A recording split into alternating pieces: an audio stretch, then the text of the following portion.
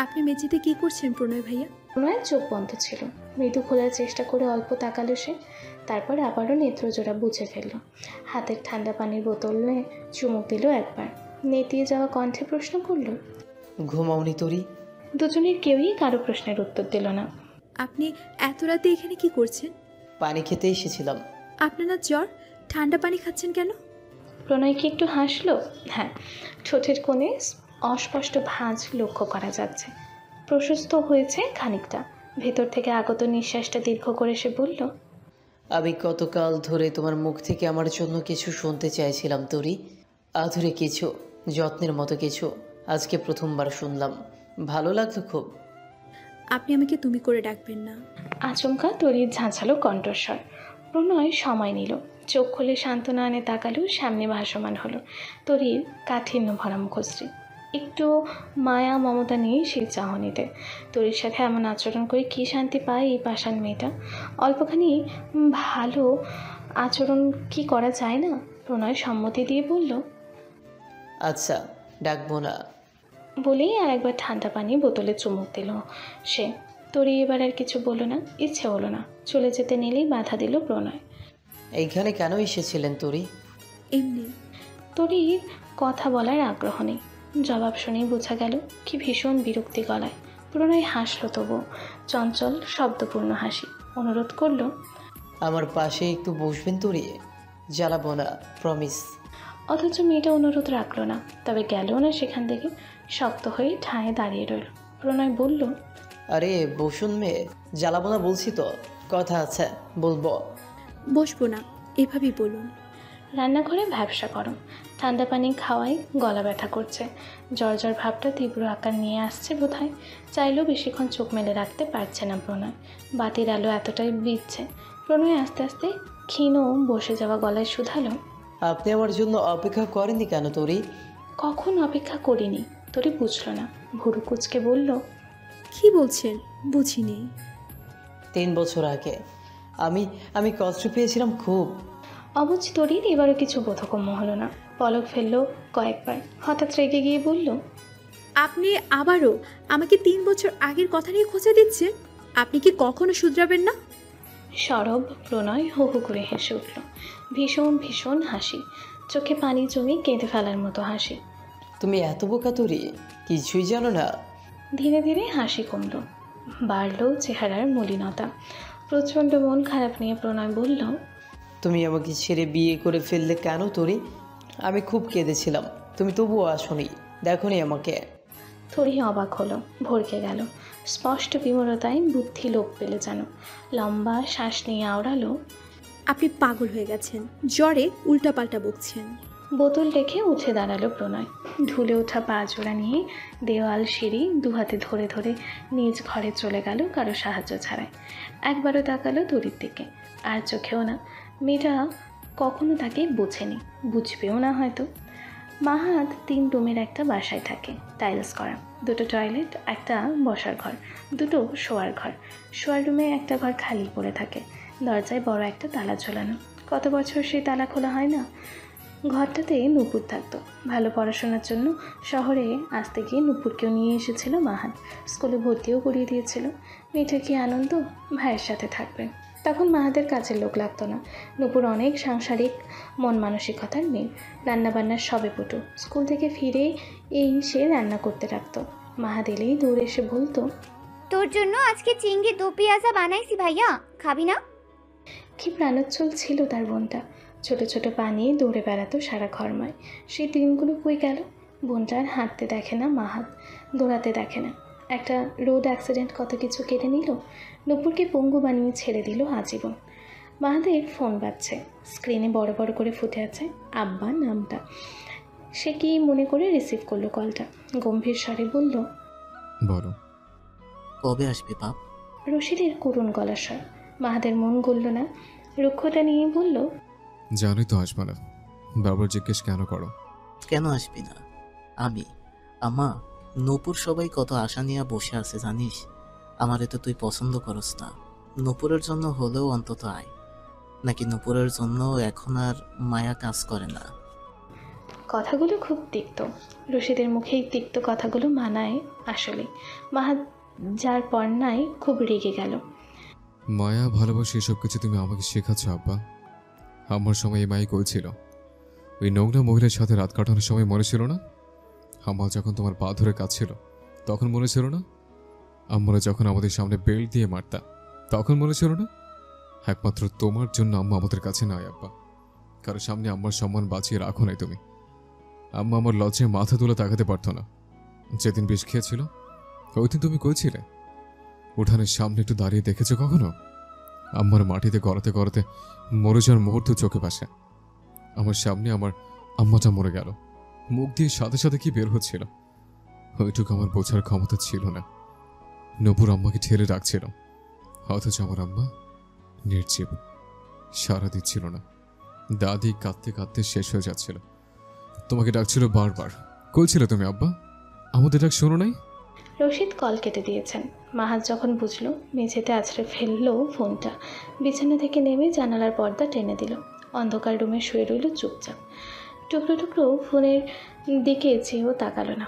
ঘুমহীন চোখে আলো ছাড়া কালো কালো দেয়ালগুলোর দিকে তাকিয়ে বলল, আমি তোমাকে জড়িয়ে ধরতে চাই আম্মা, তুমি কেন চলে গেলা? নুরি ভাবি প্রেগনেন্ট, 1.5 মাস চলছে। তোরই জানতো না। সকালে ঘুম থেকে উঠতেও দেরি করে ফেলেছে সে। তাড়াহুড়ো করে হাত মুখ ধুয়ে নিচে নামতে দেখলো বাড়ির পরিবেশ একদমই অচেনা হয়ে আছে। আলাদা আলাদা ভাবসাব। নুরি উজ্জ্বল মুখে টেবিলের মধ্যেখানে বসে আছে। হাসি যেন সরছেই না ওর ঠোঁট থেকে। আয়েশা খাতুনকেও চেনা যাচ্ছে না। তিনি মোটামুটি খানিকটা অপছন্দ নিয়ে করতেন নুরিকে, তবে ভেতরে ভেতরে। কখনো ছেলের বউকে ডেকে এনে দুটো ভালো কথা বলেছে কিনা মনে নেই। সেই তিনি নুরিকে নিজ হাতে খাইয়ে দিচ্ছেন। কোনো কিছুতেই অসুবিধা হচ্ছে কিনা জিজ্ঞেস করছেন। ব্যাপারটা অস্বাভাবিক। তরির কেন যেন হজম হলো না। সালেহাকে রান্নাঘর থেকে উকি দিতে দেখা যাচ্ছে। তরি সেদিকে ধীর পায়ে এগুলো শুধালো, কি হয়েছে সালেহা? এভাবে চোরের মতো উকি দিচ্ছ কেন? চোর বলায় সালেহা বোকা হাসলো, কিন্তু উকি দেওয়া বন্ধ করলো না। খাবার ঘরের ওদিকটাই দৃষ্টি স্থির রেখে বলল, দেখতেছো না কি আজব কাণ্ড ঘটাইতেছে? রোজ রোজ এমন সার্কাস দেখতে পারবো নাকি? তরি বুঝল না। মানে? তোমার মামির দিকে তাকাইয়া দেখো, এই মহিলা বুঝি নিজের বউরেও এমন ভালোবাসা কিছু খাওয়াইবো? কখনো দেখছো? স্বার্থপর মহিলা। নাতি আইব দেখা তো দরদ উতলাইয়া পড়তাছে। নাতি আসবে না? নূর ভাবি কি প্রেগনেন্ট? হ, জানতা না? তরি বিস্মিত হলেও সেই বিস্ময় ভাব বেশিক্ষণ টিকল না। সালেহার প্রশ্নে দমে গেল সে। মন খারাপ হলো ভীষণ। নুরি ভাবির বাচ্চা হবে, অথচ কেউ তাকে বললো না। অবশ্য সে কে এবারে? তাকে হাঁক ডাক দিয়ে বলতেই বা হবে কেন? প্রণয় আসলো এর অল্পক্ষণ পরে। বেশ পরিপাটি সাজ নিয়ে। বোঝার উপায় নেই এই ছেলেটা কাল পুরোটা সময় হাড় কাঁপানো জ্বরে অস্থির ছিল। এখন সে বড্ড স্বাভাবিক স্থির। গটগট পায়ে বাবার পাশের চেয়ারটা টেনে বসতেই রফিক প্রশ্ন করলেন, এখন কেমন আছো? জ্বর কমেছে? বাবার দিকে এক পলক তাকিয়ে প্রণয়ের উত্তর, হ্যাঁ কমেছে। বলতে বলতে পরোটা একটু করে ছেড়ে মুখে পড়ল সে। রফিক চা খেতে খেতে মাথা দুলালেন, যেন বিশাল কিছু বুঝে ফেলেছেন। আব্দুল বলল, তোকে বলা হয়নি প্রণয়, নুরি মানে তোর ভাবি প্রেগনেন্ট, তুই চাচা হবি। প্রণয় শুনল। সেকেন্ডের জন্য তাকালো নুরির দিকে, মুচকি হেসে বলল, কংগ্রেস ভাবি। উত্তরে নুরিও হাসলো মুখ ভরে। তোরই এতক্ষণ নীরবে খাচ্ছিল। অন্যদিকে মন নেই। প্রণয় আসার পর থেকে মাথা তুলেও তাকায়নি। আচমকা শুনতে পেল কেউ তাকে আদেশ দিয়ে বলছে, তোরই পায়েসের বাটিটা দিন। তোরই চমকালো। ভরকানো দৃষ্টিতে তাকালো প্রণয়ের দিকে। প্রণয়ের চাহনি ঠান্ডা, এক মনে চেয়ে আছে ওরই দিকে। তোরই আর চোখে আয়েশা খাতুনের চোখের তীক্ষ্ণতা পরখ করে নিল। খানিকটা তোতলেই বলল, জি। পায়েসের বাটিটা আমাকে দিন।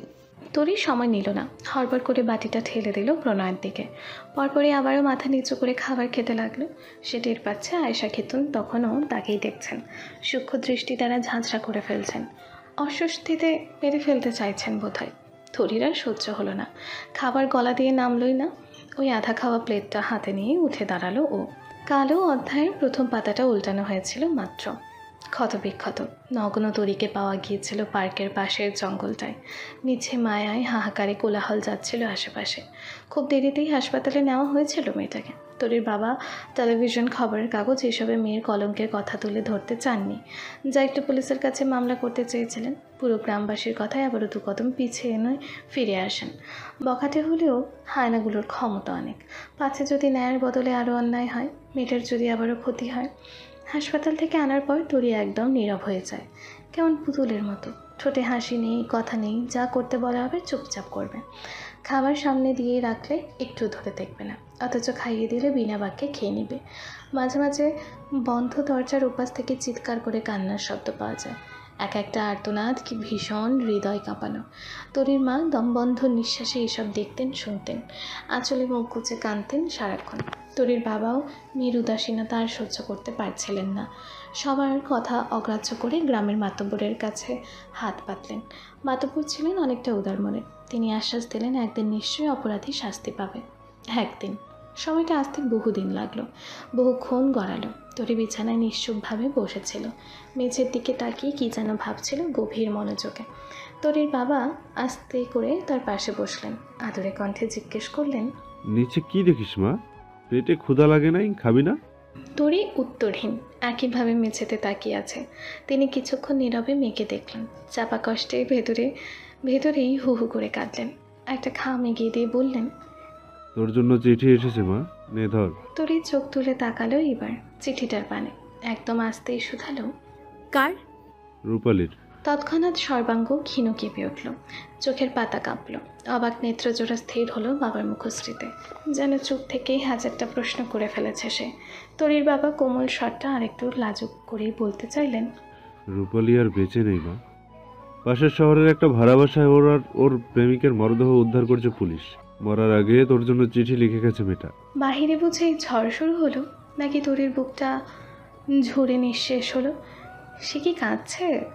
গাল জোড়া তো ভিজে যাচ্ছে, বিন্দু বিন্দু জল ভিজিয়ে দিচ্ছে। যন্ত্রণায় গলা দিয়ে কথাও বের হতে চাইছে না, তবু রই সই অবিশ্বাস্য গলায় তরি উচ্চারণ করল, ও কি সত্যি বেঁচে নেই আব্বা? তিনি না বলতেই কি যেন হলো তরির।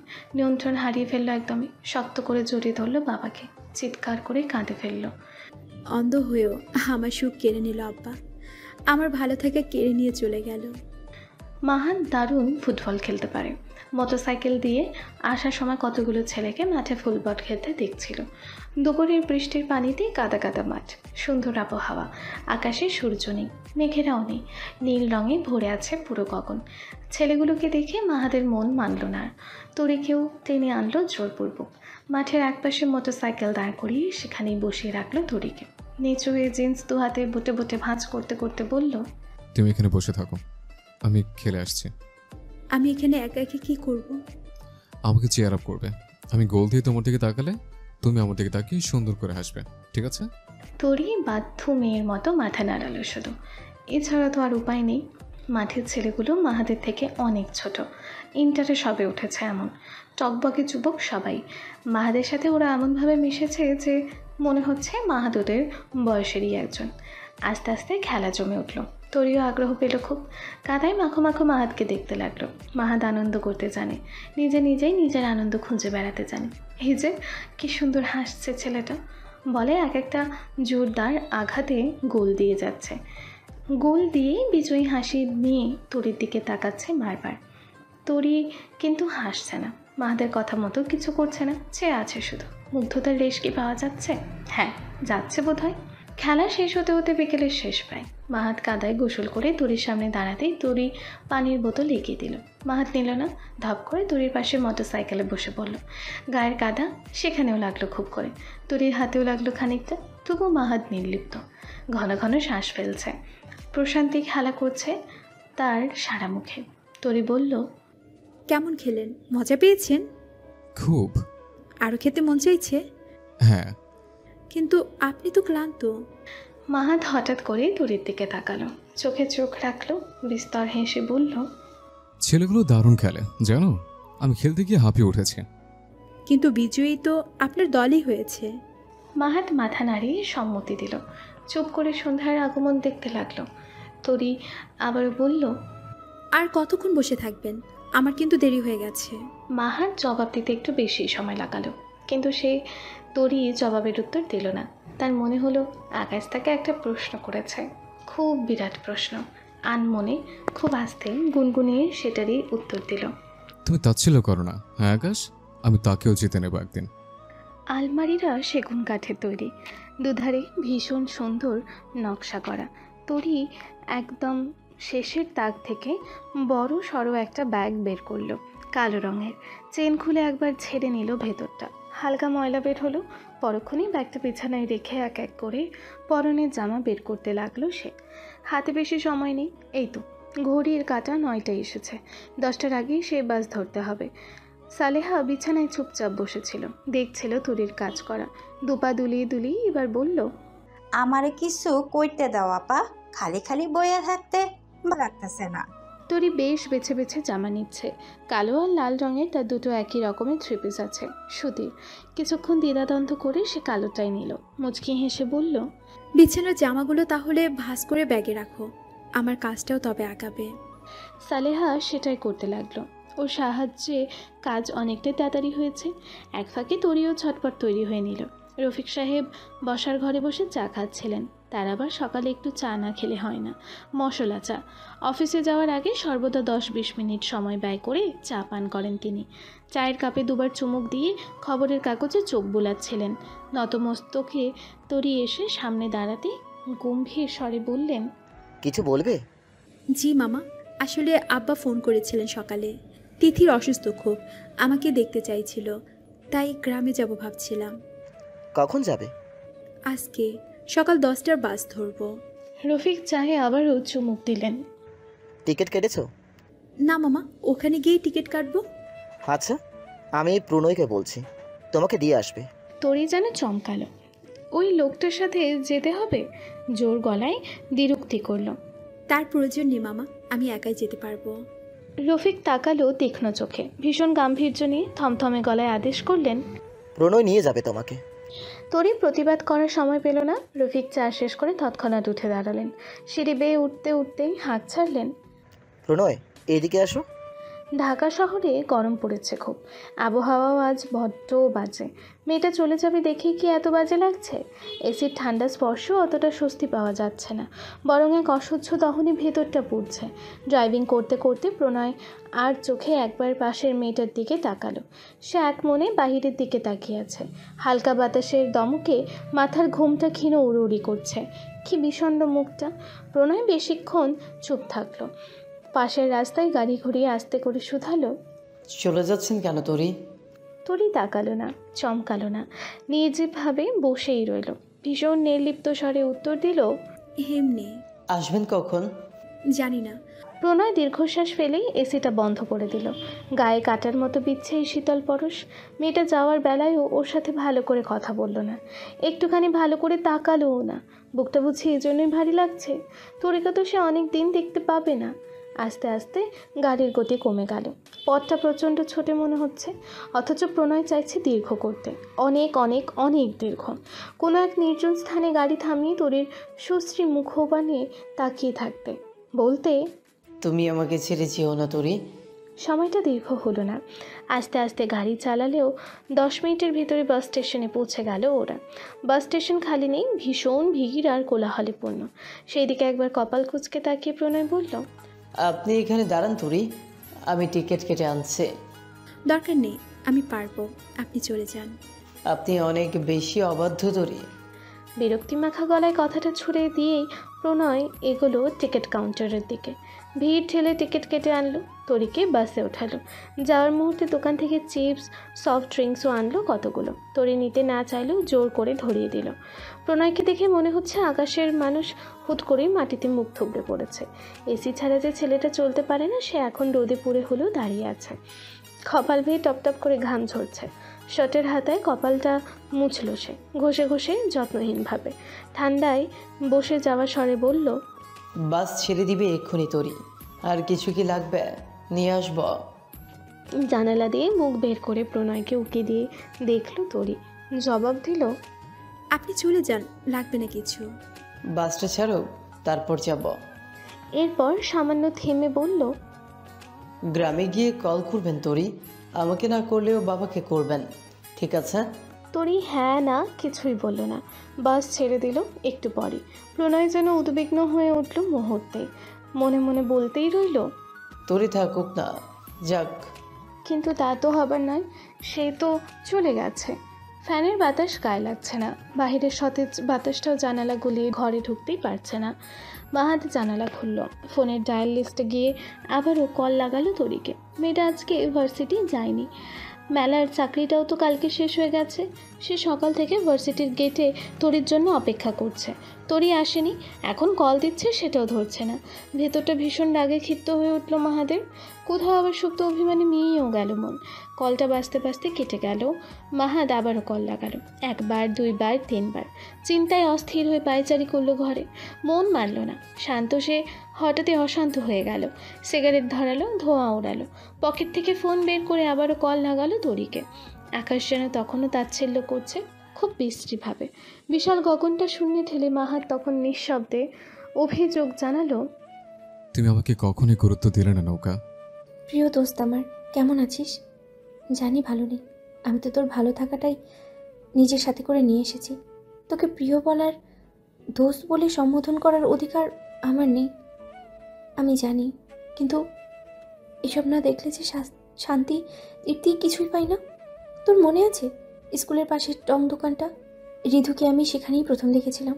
তুই তো খুব ভালো মেয়ে, বাবা মায়ের বাধ্যগত সন্তান, টঙের ছেলেদের দিকে ভুলেও তাকাস না। আমিও তোর দেখা দেখি তাকাতাম না, তুই তাকানোর সময়ই দিতি না আমাকে, জোর করে টেনে টুটে নিয়ে যেতে। সেদিন তুই আসিসনি, আমি ভুলভাবেই শয়তানের কূপ প্ররোচনায় টঙের কাঠের পুরনো বেঞ্চিতে ঋতুকে বসে থাকতে এক পলক দেখেছিলাম। ওর সাথে ওর সাঙ্গপাঙ্গরাও ছিল, এক মনে সিগারেট টান দিচ্ছিল, চায়ে চুমুক দিচ্ছিল, কি ভীষণ সুন্দর করে। আমি ওর ছড়াচল স্বভাব সব কিছুর প্রেমে পড়ে গেলাম। তোর অগচরে ওর দিকে সময় পেলেই তাকাতাম, দেখতাম। ওকে প্রচণ্ড ভালোবেসে ফেলেছিলাম। স্কুল জীবনটাও কিন্তু আমাকে পাত্তা দেয়নি। এতে যেন আমি আরও অ্যাগ্রেসিভ হয়ে গেলাম ওর প্রতি। ওকে সাহস করে লাভ লেটার লিখেছিলাম, ও তখনও পাত্তা দেয়নি। অনেক অনেক প্রেমপত্র পাঠিয়েছি আমি, আঙুল ব্যথা হয়ে যেত, রাত জাগায় চোখে নিচে কালি পড়ে গিয়েছিল। আমি খুব কাঁদতাম। ও কেন আমাকে দেখে না, ভালোবাসে না, পাত্তা দেয় না? আমি তো অসুন্দর নই। তোর মনে আছে, তুই কিন্তু আমাকে প্রতিদিনই জিজ্ঞেস করতি তোর কি হয়েছে, চেহারা শরীরের এই হাল কেন? আমি হাসতাম শুধু, আমার হাসি দেখে তুই হতাশ হতি, বারবার কারণ জিজ্ঞেস করতি, কিন্তু কিছু না জেনেই সান্ত্বনা দিতি। এমন বন্ধু কয়জনে পায়? আমি এদিক দিয়ে একটু বেশি ভাগ্যবান ছিলাম কি না? বাবা মা কীভাবে যেন ঋতুর কথা জেনে গেল, মারলো, খুব ওয়ার্নিং দিল, আরেকবার ওই ছেলের সাথে মেলামেশা করলে পড়াশোনা বন্ধ করে দেবে। আমার সব অসহ্য লাগছিল, সহ্য করতে পারছিলাম না। তুই হয়তো টের পাসনি, আমি অনেকবার আত্মহত্যা করারও চেষ্টা করেছি, হাত কেটেছি, বিষ খেতে চেয়েছিলাম, কিন্তু একটা বারও মরিনি। বলে না, শয়তান সহজে মরে না। আমি ছিলাম শয়তান, সুযোগ বুঝে ঋতুর কাছে গিয়ে এমনভাবে কেঁদেছিলাম যে ও একটু হলেও গলল, আমার সাথে কথা বলতে আগ্রহী হলো। আমি আবার স্বাভাবিক হতে শুরু করলাম, পৃথিবীতে এত সুন্দর লাগতে লাগলো আমার। তবে সুখের দিনগুলো বেশি দিন টিকলো না। একদিন হঠাৎ করে রাতে ঋতু কল করে জানালো সে আমাকে চায়, স্বামী স্ত্রীর মতো করে চায়, বিয়ে ছাড়াই, নয়তো নাকি তার জন্য আমার ভালোবাসা প্রমাণ হবে না। আমি তৎক্ষণাৎ রাজি হয়ে গেলাম। ওর সাথে রুম ডেট করেছি অনেকবার, সংখ্যা মনে নেই, তোরাও কখনো বুঝতে পারিসনি কিছু। এদিকে বাবা মাও আবার কিভাবে যেন ঋতুর সাথে আমার সম্পর্ক জেনে ফেললো। আমাকে আরও একবার মারাত্মকভাবে মারলো, ঋতুকে গুন্ডা, বখাটে, মাস্তান যা তা বলে গালি দিল। আমি সহ্য করতে পারিনি, আত্মহত্যা করার চেষ্টা করি, কিন্তু ভাগ্য আবারও বেঁচে গেল। আমি নামক শয়তানটা আবারও বেঁচে গেল। মূলত বাবা মায়ের কারণেই বেঁচে গিয়েছিলাম। মা দেখে ফেলেছিল আত্মহত্যা করার সময়। তুই বলতি না কলেজে উঠে আমি এত ফাঁকিবাজ হয়ে গেলাম কিভাবে, কেন রেগুলার ক্লাস অ্যাটেন্ড করি না? এই জন্যই করতাম না দোস্ত। তখন তোকে উত্তর দিতে পারিনি, এখন দিচ্ছি। আমি আত্মহত্যা আগে করার চেষ্টা করেছি। এটা জানার পর আমার বাবা মা কেমন চুপ হয়ে গেল, আমাকে কিছুতেই বাধা দিত না। আমি ছিলাম স্বাধীন পাখি। পরে জানতে পারলাম তারা আমার অগোচরে বিশাল কুবুদ্ধি আটছেন, আমার জন্য গোপনে পাত্র দেখছেন। আমার মেজাজ বিগড়ে গেল, রাগে কষ্টে হিতাহিত জ্ঞান হারিয়েই ফেললাম। মাঝরাতে ঋতুকে ফোন করে পাগলের মতো বলেছিলাম ও যেন আমাকে নিয়ে কোথাও পালিয়ে যায়। আমার দম বন্ধ হয়ে আসছে এখানে, আমি ওর সাথে সুখে থাকতে চাই। ঋতু প্রথমে উত্তর দেয়নি, পরে রাজি হয়ে যায়। জুড়ে দেয় কঠিন শর্ত। ওর নাকি তোকে অনেক ভালো লাগে, আমাদের স্কুলে নাকি সে সব সময় তোর জন্যই আসতো, তোর সাথে এক রাত কাটাতে চায়। আমি প্রথমে রাজি হইনি, রেগে গিয়ে জীবনের প্রথম কাউকে বিচ্ছিরি বিচ্ছিরি গালি দিয়েছিল। বিনিময়ে ঋতু আমাকে গালি দিয়েছিল আমার থেকেও দ্বিগুণ খারাপভাবে। বলেছিল আমার সাথে সে আর সম্পর্ক রাখবে না, আমার বাবা মায়ের যন্ত্রণাকে নাকি আমি পচে মরবো, ওকে পাবো না, ওকে ছাড়া অন্য কারোর সাথে ভালো থাকবো না। অন্ধ আমি দিশেহারা হয়ে গেলাম। ওকে পাওয়ার জন্য সেই সীমা পর্যন্ত নিচে নামলাম। আমার কেন যেন আমার রুমটা না ভালো লাগতো না, নিজেকে একা একা লাগতো ভীষণ। আমাকে নিয়ে বাবা মায়ের ঝগড়া হতো বেশিরভাগই। রুম থেকে স্পষ্ট তাদের চিৎকার শুনতে পেতাম। ওই দিনও পাচ্ছিলাম, আমার মাথা কাজ করছিল না। আমি ঋতুকেই নিজের সর্বসুখ মনে করেছিলাম। ওর সাথে প্ল্যান করে তোর ক্ষতি করলাম, তোকে নষ্ট করলাম, তোর বিশ্বাস নষ্ট করলাম, বন্ধুত্বের মধুর সম্পর্ক নষ্ট করলাম। কিন্তু বিশ্বাস কর, তোর সাথে করা অন্যায় আমার একটুও খারাপ লাগছিল না। ঋতুর সাথে সেই রাতেই উত্তরার উদ্দেশ্যে রওনা দিয়েছিলাম। মনে একটা কথাই বাজছিল, এবার থেকে আমি বুঝি সত্যিই স্বাধীন পাখি। উত্তরায় 1 মাস আমার আর ঋতুর জীবন ভালোই কাটছিল। আমরা তখনও বিয়ে করিনি। বিয়ে করে ওর মাথা খেয়ে ফেললাম। ও বিরক্ত হয়ে শুনলো, কিছু বলতো না। 1 দিন 2 দিন 3 দিন 4 দিনের মাথায় প্রথম গায়ে হাত তুললো। এরপর যেন গায়ে হাত তোলা রুটিন হয়ে গিয়েছিল। মদ গিলে রাতে বাসায় ফিরত, মানসিক শারীরিক বিভিন্ন টর্চার করত। মুখের ভাষার কথা আর বললামই না, আমি তাও মেনে নিয়েছিলাম। ও যে এমন আমি জানতাম, ওর বন্ধুরাই বলেছিল, ঋতুও বলতো। আমি তবুও বোকার মতো ওর পিছু পড়ে থাকলাম। গায়ে হাত তোলা, মদ গেলা, গালি দেওয়া, এসবের ঋতু সীমাবদ্ধ থাকলো না। উত্তরায় আসার প্রথম থেকেই ও নিয়মিত ওর গার্লফ্রেন্ডের সাথে অনৈতিক মেলামেশা করতো। যদিও আমিও পবিত্র নারী ছিলাম না, কিন্তু মানতে পারিনি। ওর ফোনে মেয়েটার সাথে অশ্লীল আদর মাখা চ্যাটগুলো আমাকে কষ্ট দিত। বুকে মনে হয় কেউ আঘাত দিত। ও রাতে এসে আমাকে নিজে দেখাতো ওগুলো। ওর আর ওই মেয়ের বাজে ছবিও দেখাতো। ও কিন্তু এক মেয়েতে আসক্ত ছিল না, ছিল হাজার হাজার মেয়েতে। আমি এতদিনে বুঝে ফেলেছিলাম আমি ভুল মানুষের হাত ধরেছি, ভালোবেসেছি, যে আমাকে একটুও সম্মান করে না। ভালোবাসা তো অনেক দূরে। আমার সাথে ঋতুর এক একটা অন্যায় যেন আমাকে মনে করিয়ে দিচ্ছিল তোর কথা। উপলব্ধি করেছিলাম তোর কষ্ট। আমি সরি রে দোস্ত, বুঝতে পারিনি। আমি আমার ভুলটা যে কেন এত দেরিতে বুঝলাম, এটাই বোধহয় তোকে লেখা আমার শেষ চিঠি। আমার আর এই জীবন ভালো লাগছে না। রাতের খাবারের সাথে বিষ মিশিয়েছি। ওকে আগে বিষ খাইয়ে মারবো, তারপর ছুরি দিয়ে কোপাবো। ওর শক্তির সাথে তো আর আমি পারবো না। ও মরে গেলে ধীরে সুস্থে ছুরি দিয়ে কাটতে পারবো। পরে না হয় আমিও আমৃত্যের মতো বিষ মিশানো ভাত খেয়ে চিরবিদায় নেব। বেঁচে থেকে লাভ কি? লাভ নেই তো, কোনো লাভ নেই। ভালো থাকিস, পারলে ক্ষমা করিস। ইতি, রূপালি রূপা। তোরই পড়া শেষ করলো। আস্তে ধীরে কাপড়ের ভাঁজে আবারও রেখে দিল চিঠিটা। দীর্ঘশ্বাস ফেলল, সুদীর্ঘ বেদনাদায়ক নিঃশ্বাস। আলমারির দরজা লাগালো। ফোনটা কালকে রাতেই চার্জের অভাবে বন্ধ হয়ে পড়েছিল। সকালে চার্জে দিয়েছে, এতক্ষণে বোধহয় ফুল চার্জ হয়ে শেষ। তোরই বিছানায় বসলো, ফোন চার্জ থেকে খুলে অন করলো। অন করার 1 মিনিট পরেই নোটিফিকেশনের জ্বালায় টেকা গেল না। ফোনের এই টুংটাং শব্দ যে কী বিরক্তিকর। বাধ্য হয়ে তোরে বাটন চিপে সাউন্ড শূন্য করে দিল। লক স্ক্রিনে তাকাতেই দেখলো মাহাদের নাম্বার থেকে একের পর এক কল মেসেজ আসছে। কাল বিকেল থেকে আজ ভোর সকাল পর্যন্ত মোট 56টা নোটিফিকেশন। স্ক্রিনের কালো কালো লেখাগুলো দেখে তোরে কিছুক্ষণ নিষ্পলক চেয়ে রইল, অনুভূতি শূন্যে ফেলে। আঙুলের চাপে মেসেজে ঢুকে শেষ 2টো মেসেজই পড়ল। যদি সম্ভব হতো তোমার কান টেনে কাছে নিয়ে আসতাম। তুমি শাস্তি পাবে তোরি, আমাকে জানানোর অনেক বড় শাস্তি পাবে। আমি এমনি এমনি ছেড়ে দেবো না। মেয়ে, তুমি আমাকে জ্বালিয়ে কি সুখ পাও? তড়িঘড়ি করে মেসেজ থেকে বের হয়ে গেল। আবার আঙুলের চাপে বন্ধ করে দিল ফোন। বিছানার একপাশে রাখলো। বসার ঘর থেকে বাবার আওয়াজ পাওয়া যাচ্ছে। তিনি নাকি রান্না শেষ করে ফেলেছেন প্রায়। ওকে তাড়াতাড়ি গোসল সেরে আসতে বলছেন। তরি সব ভুলে জামা কাপড় নিয়ে পুকুরের দিকে ছুটল। তরির মা মারা যাওয়ার পর তরির বাবাই এখন রান্নাবান্না করেন। যদিও তরির খাওয়ার সৌভাগ্য হয়নি কখনো। আগে তো কাজের খালায় রাঁধতেন। তরি ঢাকা যাওয়ার পর তাকে তাড়িয়ে দিয়েছেন তরির বাবা। পুকুরটা বেশ বড় সড়ই। 5-6 জন যে যার ঘরের সামনে পুকুরের অল্পটুকু জায়গা দখল করে রেখেছে। পুকুরের মালিক মারা গিয়েছে সেই 74 আমলে। ছেলে মেয়েদেরও এই পুকুর নিয়ে তেমন একটা আগ্রহ নেই, তাই বলা যায় পুকুরটা ওই 5-6 জনেরই। তরিদের পুকুরের অংশটুকু সিমেন্ট দিয়ে ঘেরাও করা, বাহিরের মানুষের সিমেন্টের দেয়ালের ওপাশে কি হচ্ছে তা জানার জো নেই। এতে মেয়েদের জন্য অনেকটা সুবিধাই হয়েছে। তরি শুকনো সিঁড়ির একপাশে জামাগুলো যত্ন করে রাখলো, ওড়নাও খুলে রাখলো ওখানে। কিছুক্ষণ নিগুড় দৃষ্টিতে চেয়ে রইল পুকুরের থলথলে ঝলমলে পানির দিকে। এক পা করে কোমর অবধি পানিতে নামলো। তরি যেন ক্রমশই অন্য দুনিয়াতে হারিয়ে যাচ্ছে, হারিয়ে গেছে অতলে। মন্ত্রমুগ্ধ করছে পানিগুলো, চোখের দৃষ্টি গাঢ় হচ্ছে, মস্তিষ্ক ফাঁকা। হঠাৎই পানির নিচের সিঁড়িতে ধপ করে বসে পড়ল তরি। চোখ শক্ত করে বুঝে রইল, ঠোঁটের পাতা চিপে থাকলো। তার আশেপাশে শুধু পানি আর পানি, পানিতে চুল ওপরের দিকে ভাসছে। তরি বুঝতে পারছে এই যেন পানির দমকা হাওয়া। মৃত্যুকে কাছ থেকে চিনতে চাইছিল, কিন্তু কয়েক সেকেন্ড গড়াতেই নিঃশ্বাসের অভাবে ছটফট করতে লাগলো।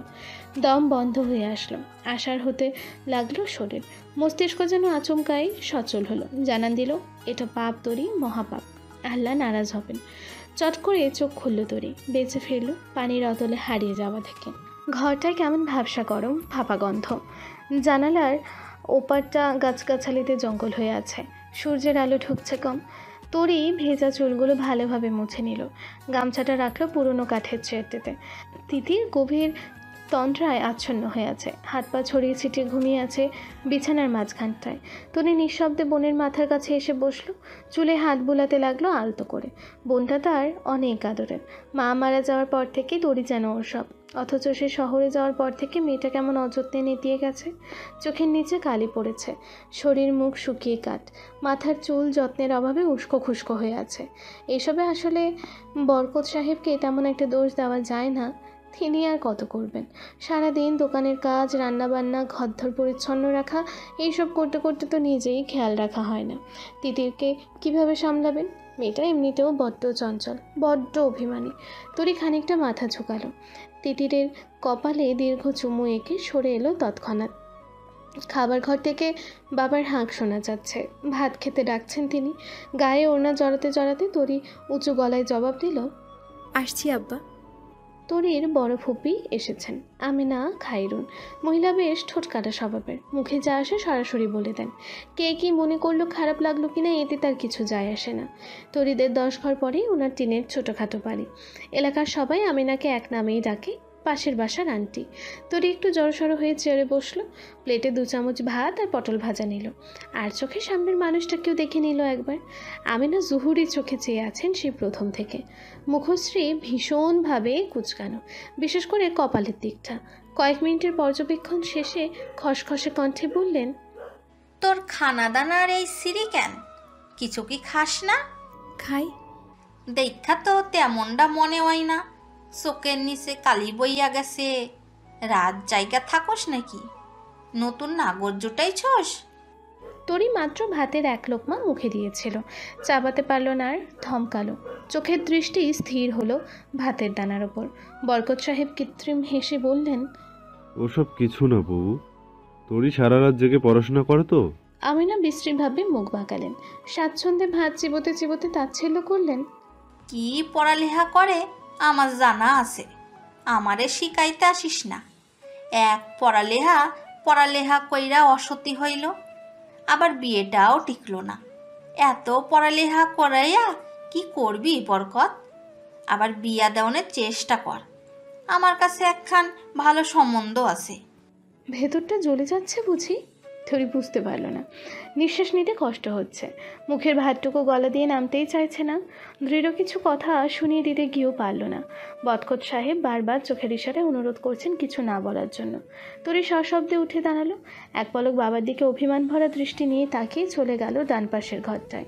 আমরা কিন্তু তখনও ক্ষান্ত হননি, খসখসে কণ্ঠটা ক্যাসেটের মতো চালাতেই রইলেন। অর্ণব ছেলেটার সাথে কালকা দেখা হয়েছিল, কি ভদ্র সভ্য হইছে, আগের কোনো বদকাম করে না। তোর মাইয়ার মধ্যে দোষ আছিল, ভালা পোলাটারে ধৈরা রাখতে পারল না। কণ্ঠস্বর চুইয়ে চুইয়ে এক রাশ আফসোস। এবার আর না রেগে পারলেন না বরকত সাহেব, বিরক্তিতে মুখ তিতা করে রাখলেন। তোমাকে আমার মেয়ের ব্যাপারে চিন্তা করতে হবে না বাবু, খাইতে আসছো, খেয়ে চলে যাবা। এত বাড়তি ঝামেলা পছন্দ না আমার। কথাটা কি গায়ে লাগলো আমিনার? লাগেনি বোধহয়। আগের মতোই তৃপ্তির সাথে খাবার খাচ্ছেন তিনি। মাঝখান দিয়ে আবার কি যেন বিড়বিড় করে বলছিলেনও, বরকত সাহেব শুনতে পাননি। তিতির অনেক দিন ধরেই অসুস্থ। এই জ্বর, এই ঠান্ডা কাশি, এবার খানিকটা মাত্রা ছাড়ানো জ্বরই হয়েছে ওর। প্রতিবার ঘুমের ঘোরে নাকি তরিকেই একটু জড়িয়ে ধরার আবদার করছিল, একটুখানি কথা বলার অফুরান আবদার জাহির করছিল। বাবার কাছে সব কিছু শুনে তরিয়া দেরি করতে চায়নি, সকালেই চলে এসেছে। তারও আর শহরের যান্ত্রিকতা ভালো লাগে না, দম বন্ধ হয়ে আসে। এই প্রকৃতি, ঠান্ডা বাতাস, বিষাদ দূরে মায়ের কবর। ওই বকুল গাছটা। তরি নামক নৌকা নিজের তীর ছাড়া বাঁচবে কিভাবে? ঘড়িতে তখন 1:45। তিতির শক্ত বাঁধনে তরিকে জড়িয়ে ধরে আছে। তরির চোখে ঘুম নেই, শুয়ে শুয়ে গ্যালারি দেখছিল। একদম শেষের সারিতে কয়েকটা ছবি দেখতে পেল বন্ধুদের নিয়ে। রূপালিও আছে। তরি আর রূপালি একই শাড়ি পরেছিল সেই দিন। মুখে কি আনন্দের বিস্তর হাসি! একে অন্যের দিকে তাকিয়ে হাসছিল ওরা। মুহূর্তেই তরির মনে একটা প্রশ্ন এলো, রূপালিকে কবর কোথায় দেওয়া হয়েছে? ওর বাবা মা তো রাগ করে মেয়ের লাশটাও দেখতে যায়নি। তরির ফোনে কল এসেছে, অচেনা নাম্বার। তরি স্বাভাবিকভাবে অচেনা নাম্বার ধরে না, কিন্তু এই ফোনটা নতুন, শহরে যাওয়ার আগে বাবা কিনে দিয়েছিলেন। অনেকের নাম্বারই ফোনে সেভ নেই। খানিকক্ষণ ভেবে চিনতে তরি ফোনটা ধরল। হ্যালো, কে বলছেন? ওপাশ নিশ্চুপ, কথা নেই। তরি আবারও বলল, কথা বলছেন না কেন? হ্যালো। সেকেন্ড লাগিয়ে ওপাশের ব্যক্তি উত্তর দিল, আমি বলছি। গলাটা প্রণয়ের, গম্ভীর গলা। তরি ভরকালো খুব, কথা বলতে পারল না। প্রণয় শুধালো, আপনি কি ঘুমোচ্ছিলেন? না। যথাসম্ভব শান্ত গলায় জবাব দিল তরি। প্রণয় শুনল, কিন্তু কথা বলল না। ওপাশ থেকে নিঃশ্বাসের শব্দ স্পষ্ট শোনা যাচ্ছে। তিতির নড়চড়ে শুয়েছে, আরও শক্ত করে ধরেছে তরিকে। সেও পাল্টাভাবে তিতিরের কপালে চুমু খেলো। তারপর অনেকটা বিরক্ত হয়েই জিজ্ঞেস করলো, আপনি কি আমি কি করছি সেটা জানার জন্য কল করেছেন? কিছু বলার থাকলে দ্রুত বলুন, আমি ঘুমাবো। প্রণয় বেশক্ষণ চুপ থেকে ধীর গলায় শুধালো, কবে আসবেন? কেন? আমার আপনাকে মনে পড়ছে তরি, তাড়াতাড়ি চলে আসুন। আশেপাশে বাতাস করছে খুব। বকুল গাছের সতেজ পাতাগুলো দুলছে তালে তালে।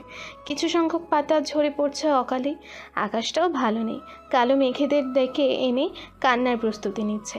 উঠানে আবার কাপড় রোদে দিয়েছিল তরি, কাপড়ের ক্লিপ দেওয়া হয়নি। এই ঝড় বাদলে কোথাও উড়ে টুড়ে গেল কি না? ওড়না গায়ে জড়িয়ে তরি দ্রুত ছুটে চলল উঠানের দিকটায়। যা ভেবেছিল তাই, কাপড় উড়ে না গেলেও সাদা জামাটা মাটিতে পড়ে লুটোপুটি খাচ্ছে। ক্ষীণ ময়লায় ধোঁয়া জিনিসটা নষ্ট হয়ে গেল, আবারও ধুতে হবে। আকাশের অবস্থাটাও বেগতিক হচ্ছে, গুরুম গুরুম বজ্রপাত কাঁপিয়ে তুলছে আশপাশ। তরি হাত চালিয়ে কাপড়গুলো এক এক করে নিতে নিতেই ধুম করে বৃষ্টি শুরু হয়ে গেল। যেই সেই বৃষ্টি না, একেবারে কাক ভেজা করে দেওয়া বৃষ্টি, মুষলধারে বৃষ্টি। বরকত সাহেব বসার ঘরে থমথমে মুখ নিয়ে বসেছিলেন। তরিকে সদর দরজা দিয়ে ঢুকতে দেখে এক পলক তাকালেন, গাঢ় সুরে প্রশ্ন করলেন, তুই আবারও বৃষ্টিতে ভেজা শুরু করছিস তরি? তিতিরের মতো তোরও কি জ্বর বাঁধানোর ইচ্ছে হয়েছে? বৃষ্টিতে তরির চুল ভেজেনি তেমন, মাথায় ওড়না চাপিয়ে দৌড়ে এসেছিল, কিন্তু জামাটা শেষ রক্ষা হয়নি। বাতাসের তীর্যক ঝাপটায় বাঁকাভাবে বয়ে চলা বৃষ্টির ফোঁটাগুলো ওর জামার নিচের অংশটুকু ভিজিয়ে দিয়েছে বাজেভাবেই। তরি আমতা আমতা করে বলল, ভিজতে যাইনি আব্বা, কাপড় আনতে গিয়েছিলাম, হুট করে বৃষ্টি আসলো। তোর সাথে আমার একটু কথা আছে, এদিকে আয়, পাশে বয়। তরি হাতের কাপড়গুলো দেখিয়ে বলল, এগুলো রেখে আসি। পরে রাখিস, আগে শুনে যা। বাধ্য তরি কাপড় হাতেই বাবার পাশে গিয়ে বসলো। বরকত সাহেব বললেন, তুই কত তারিখে ঢাকায় যাবি বলে ভেবেছিস? আসলামই তো মাত্র 2 দিন, 1 সপ্তাহ থাকবো ভাবছি। তিনি মেয়ের দিকে তাকালেন পরম স্নেহের দৃষ্টিতে। ভীষণ আদর নিয়ে মেয়ের চুলে হাত বোলালেন বেশক্ষণ। কেমন জড়তার সঙ্গে কোমল স্বরে আওড়ালেন, তুই কালকে সকালের বাসে শহরে চলে যা মা, এখানে আর থাকতে হবে না। কণ্ঠে স্পষ্ট অনুরোধ, অস্পষ্ট চিন্তা। তরি দুটোই টের পেল, অবাক হলো, মনে প্রশ্ন জাগলো, প্রশ্নের বিরাট পাহাড় তৈরি হলো। তবে তাকে কিছু জিজ্ঞেস করা লাগলো না। তার বিমূঢ়তা দেখে বরকত সাহেবী বলতে থাকলেন, আজকে বাজারে অর্ণবের সাথে দেখা হয়েছিল, ছেলেটা তোর আসার খবর পেয়ে গেছে, তোকে নাকি আবার বিয়ে করবে। আরও কত বিশ্রী বিশ্রী কথা। গ্রামটাও আগের মতো নেই, বিশুদ্ধ মানুষের অভাবে ভরে গেছে। তুই এসেছিস জেনে সাহসও বেড়ে গেছে ওদের। কোন সময় না আবার বাড়ি এসে তোকে উত্ত্যক্ত করে যায়। আমি তো বাসায় থাকি না, সারাদিন দোকানেই কাজ করি। কখন কি না কি হয়, তার চেয়ে তুই আগেই এখান থেকে চলে যা। বাবার কথায় যে তরি হতাশ হয়েছে তা ওর কণ্ঠ শুনে বোঝা গেল। আমি চলে গেলেই কি সব ঠিক হয়ে যাবে? তিতিরও তো বাসায় একাই থাকে, ওর যদি কিছু হয়? হবে না, ও এখন অনেকটা সুস্থ। দোকানে যাওয়ার আগে ওকে তোদের ফুপ্পির কাছে রেখে গেলেই হবে। বরকত সাহেব কথাটা মন্দ বলেনি। আমি না এমনিতে পাশের বাসার আন্টির ভূমিকা পালন করলেও মনে মনে ভাগ্নিদের প্রচণ্ড ভালোবাসেন, তাই তিতিরকে নিয়ে আসলেই চিন্তা করার কিছুই নেই। তরি মাথা নিচু করে হতাশ নিঃশ্বাস ফেলল। পরপর কয়েকবার আস্তে ধীরে উত্তর দিল, ঠিক আছে আপা, সকালে চলে যাব। তখন শরৎ ঋতু চলছিল, কাশফুলের ঋতু, স্নিগ্ধ মৌসুমের ঋতু, আকাশে সাদা মেঘের সংখ্যা বাড়ানোর ঋতু।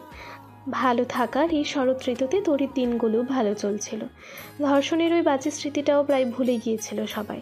তরিও স্বাভাবিক হচ্ছিল আস্তে আস্তে। তরির মা যেন প্রাণ ফিরে পেয়েছিলেন তখন। সারাক্ষণ মেয়ের পিছনে লেগে থাকতেন, এটা ওটা বোঝাতেন, নিজ হাতে ভাত খাইয়ে দিতেন, চুল আঁচড়ে দিতেন। ছোটোবেলার সব আবদারগুলো যেন আরও দ্বিগুণভাবে ফিরিয়ে দিচ্ছিলেন তরিকে। নতুন করে পড়ালেখার তাগিদটাও তারই প্রথম নেওয়া। আটঘাট বেঁধে পিছনে পড়ে গিয়েছিলেন মেয়েকে শিক্ষিত করে প্রতিষ্ঠাবান করতে। তরি শুরুতে একটু গাঁইগুই করলেও পরে মায়ের আবদার ফেলতে পারেনি। কলেজ থেকে বাসা, বাসা থেকে কলেজ, জীবনটা অতটুকুতেই থমকে ছিল। প্রয়োজন ছাড়া প্রাণপ্রিয় বন্ধুদের সাথেও কথা বলা হয়ে উঠতো না একদমই। সত্যি বলতে তরির এখন বাইরের মানুষকে ভয় লাগে, বন্ধু বানাতে ভয় লাগে, বন্ধুদের সাথে কথা বলতে ভয় লাগে। বন্ধু নামের জিনিসটাকে প্রচণ্ড ভয় লাগে ওর। একবার বিশ্বাস ভেঙেছে তো দ্বিতীয়বার সে বিশ্বাসটা ঠিক আসছে না। এইচএসসি তখন সন্নিকটে, হাতে বেশি সময় নেই। নাওয়া খাওয়া বাদে দিনরাত শুধু বইয়ের ভেতরেই মুখ গুজে থাকতো তরি। সে সময় মাতব্বরের ছেলের জন্য বিয়ের প্রস্তাব এলো। ছেলের নাম অর্ণব। তরিকে নাকি কলেজে দেখেছিল অনেকবার। সেই থেকে তার তরিকে অনেক পছন্দ, বিয়ে করতে চায়। সাথে এও জানায় তরি ধর্ষিতা বলে ওর কোনো আপত্তি নেই। ছেলের ব্যাকগ্রাউন্ড ভালো, ভালো পরিবারের, ইঞ্জিনিয়ারিং পড়ছে, পাশ করে বেরোলেই হাতের কাছে চাকরি। মূল কথা টাকা পয়সার অভাব নেই, তরি ভালো থাকবে। তরির মা প্রথমে এক বাক্যে না করে দিয়েছিলেন এই সম্বন্ধে, কিন্তু বরকত সাহেবের বোন ভাইয়েরা কিছুতেই ছাড় দিলেন না। জোর গলায় বারবার বললেন, তরিকে তো একদিন না একদিন বিয়ে দিতেই হবে ইয়াসমিন, এখন দিলে সমস্যা কী? তাছাড়া ওদের বাড়ির সবাই শিক্ষিত, তরিকেও পড়াবে বলেছে। আমাদের বিপদ আপদেও তো কত রকম সাহায্য করতে পারবে মেয়েটা। আমরা বলি কি, বিয়েতে বাধা দিস না, মেয়ে ওখানে সুখী থাকবে। তরির মা বেশ বুঝতে পেরেছিলেন সবাই সবার স্বার্থ দেখছে। তরির ফুপি চাচারা যে আর্থিক সাহায্যের লোভে পড়ে এত গুণগান গাইছেন সেটাও বোঝার বাকি নেই। কিন্তু তবুও তরির মায়ের অন্তর গলে গেল। মেয়েটাকে পড়তে দেবে, মেয়ে সুখী থাকবে, তার আর কি দরকার? তার উপর ছেলেটাকেও খারাপ মনে হচ্ছে না, ব্যবহার এত নম্র। আম্মা ডাক শুনতেই যেন প্রাণ ভরে ওঠে। তরির ধর্ষণ নিয়ে ওদের সমস্যা নেই, তাহলে বিয়েটা শুধু শুধু আটকে রেখে লাভ কি? ভালো সম্বন্ধ হাতছাড়া করা যাবে না। তরির বিয়েটা হয়ে যায় মাসের শুরুতেই। তরি কোনো রূপ বাধা দেয়নি। তার জীবনটাই তো কেমন এলোমেলো, সে কিছু বুঝে ওঠার আগে কত কিছু হয়ে যায়। অর্ণবের গভীরভাবে কাছে আসাটাও তাড়াতাড়ি হয়ে গিয়েছিল বিয়ের দিন রাতেই। ধর্ষণের সে বিষাদ স্বাদটা আবার অনুভব করতে পারছিল তরি। প্রতিটা রাতেই পেতে হচ্ছিল। শুধু ওই দিনের মতো তরি কোনোরূপ প্রতিবাদ করতে পারেনি, কাউকে নালিশ দিতে পারেনি, বলতে পারেনি খোলাখুলিভাবে। অর্ণবের পরিবারের মানুষগুলো কেমন জানো, তরির সাথে হাসি মুখে দু চারটা লাইন বলে না। শাশুড়ি মা একটা সারাদিন মুখ গোমরা করে রাখেন। শ্বশুরকেও তো বাসাতেই দেখা যায় না। অর্ণবের সাথে যা একটু কথা হয় সেটা বিছানায় গিয়ে, অন্তরঙ্গ মুহূর্তে। নয়তো সে তো তরির ব্যাপারে বড্ড উদাসীন, বিরক্ত। তবু ভেতরটায় একটু হলেও শান্তি ছিল। তাকে পরীক্ষা দিতে দেওয়া হচ্ছে। পড়াশোনা নিয়ে তরিকে কখনো ও বাড়ির কেউ বাধা দেয়নি। অর্ণব প্রতিদিন তাকে কলেজ নেওয়া আসা করত, কিন্তু রাতের যে একটু টেবিলে বসে পড়াশোনা করবে তার সুযোগ ছিল না। কলেজের সময়টুকু বাদে ঘরের কাজ করতেই বাকি সময়গুলো ফুরুত করে কোথায় যে উধাও হয়ে যেত। এরপর একদিন মাতব্বর হুট করেই মারা গেলেন।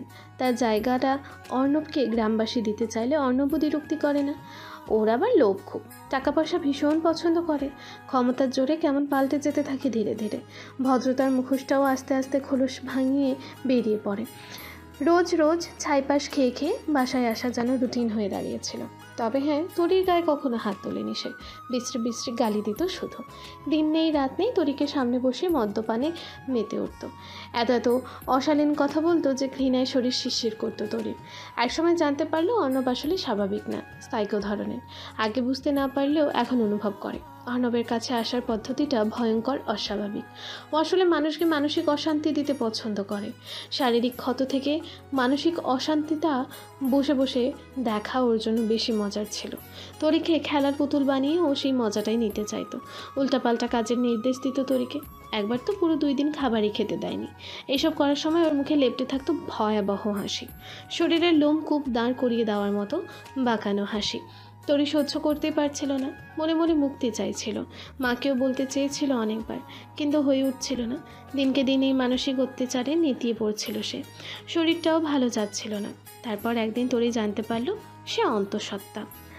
বাস তার গন্তব্যে পৌঁছানো মাত্রই থেমে গেছে।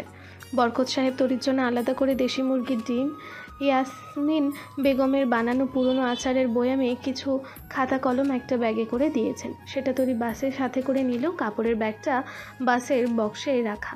বাস থেকে নেমে সে প্রথমে কাপড়ের ব্যাগটাই নিল। 2 হাতে দুটো ভারী ব্যাগ এঁটে আশেপাশে তাকালো রিক্সার খোঁজে। না, একটাও খালি রিক্সা নেই, সব সিএনজি দাঁড়িয়ে আছে। সিএনজিতে ভাড়া বেশি। তরি তাই আর ওইদিকে গেল না, ফুটপাথ দিয়ে হাঁটতে লাগলো। সামনে যদি কোনো খালি রিক্সা পাওয়া যায়। 2 কদম এগোতে না এগোতেই সশব্দে ফোন বাজতে লাগলো। তরি ভেবেছিল সে কল ধরবে না, ধরবেই বা কীভাবে, হাত আটকা তার। কিন্তু অনবরত কল আসায় সে এক প্রকার বিরক্ত হয়ে ব্যাগগুলো রাস্তার একপাশে রাখলো। ফোন বের করে রিসিভ করলো কল। অসহ্য কণ্ঠে বলল, কি সমস্যা মাহাত, এতবার ফোন দিচ্ছেন কেন? মাহাত সে কথা কানে নিল না। নিজের মতো করে কেমন রুক্ষ কণ্ঠে বলল, ওখানেই দাঁড়াও, আসছি আমি। কল কেটে গেল পরপরই। অবাক তরি আশেপাশে আবারও নজর বোড়ালো। সামনে দেখতে পেল বেপরোয়া লোকটা তেজি পায়ে রাস্তা পার করে আসছে। মাহাতকে দেখে তরি একটু থমকালোই। লোকটার আগে থেকে পরিবর্তন হয়েছে। ফর্সা রংটা একটু কালো হয়েছে কি? হ্যাঁ, বড্ড বেশি মলিন হয়ে গেছে। চুলগুলো কি শ্যাম্পু করে না? অত দূর থেকেও কি শুষ্ক দেখাচ্ছে। চেহারায় এক আলাদা কাঠিন্যতা। বলা হয়নি মাহাত চোখে পড়ার মতোই একজন সুদর্শন, কিন্তু তার পেছনে যে 10-12 জন মেয়ে লেগে থাকবে এমন কোনো ঘটনা কখনো হয়নি। মাহাত তরির কাছাকাছি এসে দাঁড়িয়েছে। তরি কিছু বলতে নিলেই কঠিন গলায় শুধালো, আমাকে ছেড়ে কোথায় গিয়েছিলে তরি? তরি চোখ পিটপিট করে উত্তর দিল, গ্রামের বাড়ি গিয়েছিলাম। আমাকে তোমার মানুষ বলে মনে হয় না? মনে হবে না কেন? মাহাত কিছু পলক তরিকে দেখে নিল, আগাগোড়া পুরোটাই। দীর্ঘশ্বাস ফেলে অভিযোগ জানালো, আমার প্রতি তোমার মিছে মায়াটাও নেই তরি। কেন নেই? ব্যাগগুলো বেঞ্চের একপাশে সাবধানে রাখা। বেঞ্চটা ছোট, তবু যথাসম্ভব মাহাত থেকে দূরত্ব রেখে বসেছে তরি। বারবার কোনা চোখে লোকটাকে দেখছে মাহাত। খেয়াল করেছে ব্যাপারটা, কিন্তু কিছু বলেনি। শুরু থেকেই মুখটা কেমন গম্ভীর করে রেখেছে। কপালে শত শত বলি রেখার ভাঁজ। কথাও বলছে না। তরির মন খারাপ হলো ভীষণ। না, মাহাতের অভিমান দেখে নয়, কিংবা তার মাহাতকে না বলে যাওয়ার জন্যও নয়। সে মনে মনে অপ্রাণ চাইছিল লোকটা যেন এবার একটু শুধরাক, ক্ষণিকের বিচ্ছেদের বেদনা কাটিয়ে মরিচিকার পিছু ছেড়ে দিক। কিন্তু কই, লোকটাকে যেমন দেখেছিল তেমনই আছে, বরং আরেকটু বেপরোয়াই হয়ে গেছে বোধহয়। তরির প্রতি নীরব অধিকার বোধটা আরেকটু বাড়িয়ে দিয়েছে। তরি দীর্ঘশ্বাস ফেলল, সুদীর্ঘ চরম যন্ত্রণাময় লম্বা নিঃশ্বাস। ধীর গলায় শুধালো, আপনি আমাকে ছেড়ে দিচ্ছেন না কেন মাহাত? তোমাকে ছেড়ে দেওয়া যায়? মাহাত বলতে বলতেই তাকালো। গম্ভীর দৃষ্টি, গম্ভীর কণ্ঠ, চাহনিটাও ঠিকঠাক নেই, কোমলতার ছিটে ফোটাও নেই। আবারও বলল, তুমি নিষ্ঠুর তরি, পাথর। সে পাথরটা ঠিক কতবার আমাকে আঘাত করেছে জানো? আপনার উচিত আমাকে ছেড়ে দেওয়া, শুধু শুধু সময় নষ্ট করছেন। তরি নির্লিপ্ত প্রশ্ন। মাহাত সুদূর মাঠের মধ্যেখানে তাকিয়ে রইল। জবাব দিতে সময় লাগলো খুব। 2টো হাফ প্যান্ট পরা ছেলে একটা ছাগলের ছানা নিয়ে খেলছে। ছেলে দুটোর মধ্যে ছোট ছেলেটা ছাগলটাকে ভয় পাচ্ছে, কাছে আসলেই ছিটকে সরে যাচ্ছে বারবার। যা দেখে বড় ছেলেটা মজা পেয়ে ইচ্ছে করে ছাগল ছানাকে ওর দিকে ঠেলে দিচ্ছে। মাহাত পুরো বিষয়টা দেখলো নিঃশব্দে। আবিষ্কার করলো, আমরা যেটা থেকে নিজের পিছু ছাড়াতে চাই ঠিক সেটাই আমাদের জীবনের সঙ্গে ওতপ্রোতভাবে মিশে যায়। ব্যাপারটা হাস্যকর। অল্পখানি হাসলো মাহাত, আনমনা হয়ে উত্তর দিল, আমি তোমার প্রতি বিরক্ত হতে চাই তরি, অধৈর্য হতে চাই, কিন্তু তোমাকে পাওয়ার আশাও ছাড়তে পারছি না। এই আশা তোমাকে শান্তিতে থাকতে দিচ্ছে না। তুমি বরং বলতে পারো, তোমাকে পেয়ে আমি অশান্ত। তরি চুপচাপ শুনল। ভাঙাচোরা রাস্তার গর্তগুলোতে কি যেন খুঁজলো, পেল না। হতাশ হলো। মায়ের মুখটা একবার মনে করার চেষ্টা করে বলল, আপনি যদি কখনো জানতে পারেন আমি ধর্ষিতা, তবে কি আমার সাথে আর কথা বলবেন? বলেই মাহাতের দিকে তাকালো তরি। লোকটার অভিব্যক্তি দেখতে ভেবেছিল সে চমকাবে, ভড়কে যাবে, এরপর ঘৃণ্য দৃষ্টি ফেলে চলে যাবে তরিকে ছেড়ে। অথচ তেমন কিছুই হলো না। মাহাতকে একদম স্বাভাবিক দেখাচ্ছে, দৃষ্টি আগের মতোই ছেলেগুলোর ওপর। খানিকক্ষণ বাদে বলল, আমি ধারণা করেছিলাম এমন কিছু। বুঝিনি কি ধারণা করেছিলেন? মাহাত সে কথার উত্তর দিল না, পাল্টা প্রশ্ন ছুড়ল, তোমার গলার দাগ তাহলে কিসের? অর্ণবের দেওয়া নাকি জানোয়ারের? তরি এতটা আশা করেনি, একদম করেনি। বিমূঢ়তায় বাঘারা হয়ে গেছে, চোখের বড়সড় দৃষ্টি মাহাদের উপর স্থির। কিছু বলতে নেওয়ার আগেই মাহাদি আবার অনুমতি চাইল। সিগারেট খেতে ইচ্ছে করছে তোরই? আমার কাছে নেই, তুমি এখানে বসো, আমি সামনের দোকান থেকে নিয়ে আসছি। তরি একদমই যেতে দিল না, শক্ত গলায় জিজ্ঞেস করলো, আপনি এত কিছু জানেন কিভাবে? আমি তো কাউকে বলিনি। তুমি জানতে চেয়েছিলে না? বকুল ফুল করাতে আমি তোমাকে কোথায় দেখেছি? তোমার বাড়িতে। আমি তোমার পাশের গ্রামেই থাকি। কথাগুলো বড্ড কঠিন লাগছে। যে মাহাত থেকে সে এতদিন তার অতীত লুকাচ্ছিল, সেই কিনা আগে থেকে সবটা জানে। ব্যাপারগুলো হজম করতে বেগ পেতে হলো তার। রুদ্ধশ্বাসে বলল, আমি কি কবে থেকে চিনেন আপনি? বেশি না, 3 বছর হবে। আপনি জানতেন আমার আগে বিয়ে হয়েছিল, আমাকে ধর্ষণ করা হয়েছিল? হ্যাঁ। তাহলে না চেনার অভিনয় করছেন কেন এতদিন? আমি কোনো অভিনয় করিনি তোরে। প্রথম দিন তোমাকে চিনি বলে একবার এই কথা বলেছিলাম, কিন্তু তখন শুধু তোমাকে ভালো লাগতো, তোমাকে জানার আগ্রহ ছিল না। তাছাড়া আমি তোমার ব্যাপারে যা শুনেছি সব ভাষা ভাষা, শিওর ছিলাম না তুমি কষ্ট পাবে বলে কখনো জিজ্ঞেস করিনি। নিচের ঠোঁটটা দাঁত দিয়ে কামড়ে ধরল তরি। অজানা কারণে খুব কান্না পাচ্ছে। এক মুহূর্তের জন্য ছিচকাদুনে হয়ে চোখের জল ভাসিয়ে দিতে ইচ্ছে করছে সব, কিন্তু সে ব্যর্থ। এমনটা করার সাধ্য নেই। এখন তো জেনে গেছেন আমি ধর্ষিতা, ডিভোর্সি। ছেড়ে দিচ্ছেন না কেন? আমার অসহ্য লাগছে আপনাকে, সবাইকে অসহ্য লাগছে আমার। আমি মরছি না কেন? মাহাত চুপচাপ তরির উত্তেজনা দেখল, ঠান্ডা গলায় আস্তে আস্তে শুধালো, আমাকে বিয়ে করবে তোরে? তরির আগের মতোই জবাব, না। চলো পালিয়ে বিয়ে করে।